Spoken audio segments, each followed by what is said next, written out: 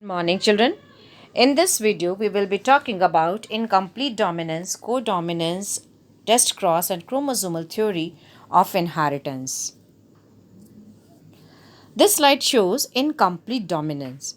In incomplete dominance, the genes of an allelomorphic pair are not expressed as dominant and recessive but express themselves partially when present together in a hybrid. As a result, F1 hybrids show characters intermediate to the effect of two genes of the parents as shown in this figure, that is pink color flower by combination of red and white. The best known examples are Mirabilis jalapa and Antirrhinum. This is of codominance. The next is codominance. When the dominant characters is not able to suppress even incompletely the recessive character and both the characters appear side by side in F1 generation. In F1 hybrids, the phenomena is called codominance. The best known example of codominance is human being blood group. Here in this table, it is clearly visible the blood groups, that is A, B and AB.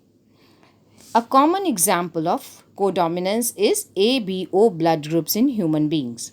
The gene for blood group exists in three alleles forms, that is dominating capital I, A, B and small I, that is recessive. Capital I with A and B produce RBC antigens, that is surface antigens A and B respectively, whereas small I does not produce any antigen. In case capital dominating A and dominating B are present together, both express equally and produce both the surface antigens A and B. So this is the best known example of codominance. This is about the test cross. This is a method devised by Mendel to determine the genotype of an organism. We know the phenotype, for example, the color of the flower, whether it is violet or white. But to know the genotype, what is the genotype of the F1 generation? So that is the method devised by the Mendel. A cross is made of unknown dominating genotype with the recessive parent. It means the genotype of the recessive parent is known.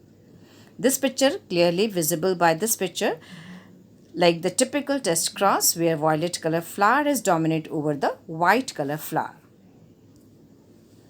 Now this slide is all about the chromosomal theory of inheritance, which was proposed by independently in year 1902, Walter Sutton and Theodore Boveri. According to chromosomal theory of inheritance, gametes transmit traits or hereditary characters from parents to young ones, that is from one generation to another generation. Nucleus is the site, nucleus is the place where DNA is placed. It means is the site of hereditary characters. Chromosomes and genes are found in pairs. Two alleles of a gene pair are located on the homologous chromosomes.